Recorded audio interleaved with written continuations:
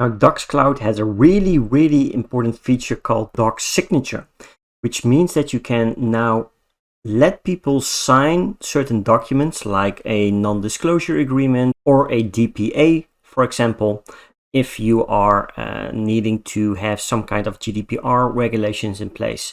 But you can do this inside of DocsCloud. And the way it works is as following. So once at DocsCloud, you can go to Docsignature, and from here, you will be able to press create. You can either import from the library or start blank, or you can even import a PDF document. So for this video, I will just import something from the library. So let's go for this first one. There we go. Once selected, just press submit. And now the template is being generated. You can give it a new name if you want to. So for example, this would be a non-compete agreement.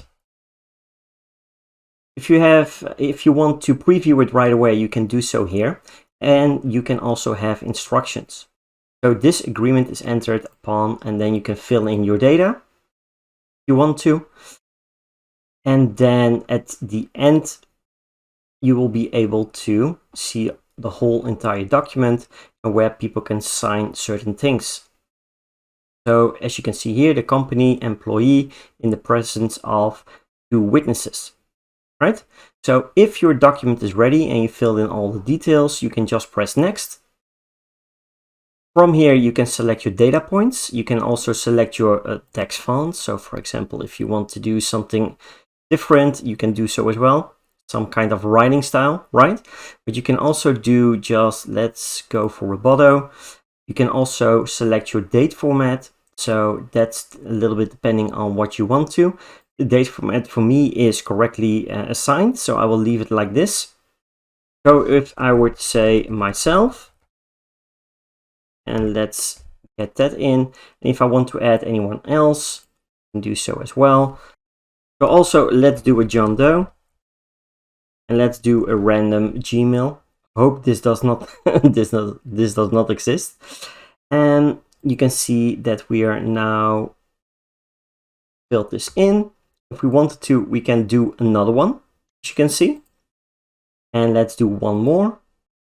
Let's say, soon as we have everything selected and set up, we can go to next. And from here, we will be able to fill in all these details. So you will see that you will have the current date format. You have the name of the person, as you can see. You also have the signature. So we can also insert the signatures.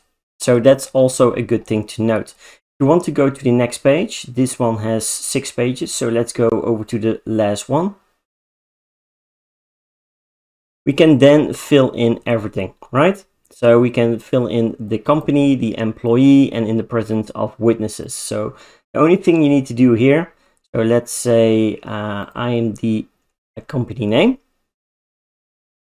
You can just fill it right in here. Then we have the employee, and you can also match this to your own liking. So if it's a little bit too big, you can just match this. There we go. And this will be the employee. So let's grab that variable as well. Let's make this a little bit smaller. Fill this in right there. And then in the presence of, for example, Jane Doe and Brady Doe.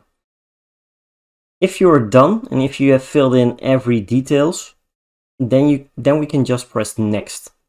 And from here, we will be able to select the email sending sequence. So if we take a look, we can send it to everyone at the same time. That's parallel. Or we can do sequential. And that means that recipients will receive an email once the preceding recipient has signed the document. So they will need to be signed in order. Then it goes on to the next one and the next one until the document has been completed. You can draft up your email here. You have your document URL. And then you can set auto reminders. Send documents on a webhook. So if you have integrated with a webhook inside the integration section, you can do so as well. And also notify me when agreement status changed to signed or sent back. You can also do mandatory tracking if you want to, but as you can see, it's really useful and you have a lot of options.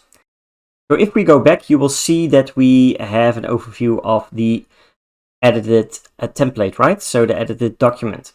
This one is still in draft, but if it's all properly prepared, you will get this status awaiting. You can also do some settings here. So if we take a look, you can set the agreement expiry. So when does it expire? Set an auto reminder before the agreement expires, 2, 5, or 7 days. So that's also possible. Send the signed document on a webhook. So you can do that as well on this tab, as well as notify me when agreement status changed to signed, and do a mandatory tracking. So as you can see, some browsers do not allow websites to collect IP details. If the signee browser has the restriction enabled, DocsCloud will forcefully ask the recipient to either disable the browser restrictions or use another browser. We do not advise enabling this option unless it's really required. So it's another hurdle for a possible sign up to take.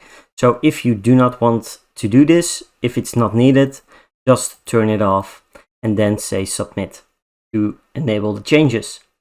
So this is how easy it is to create a document that needs to be signed digitally, and especially you can use this anywhere in the world to just get people signed in and sign on contracts, NDAs, NCA, whatever document you need signed.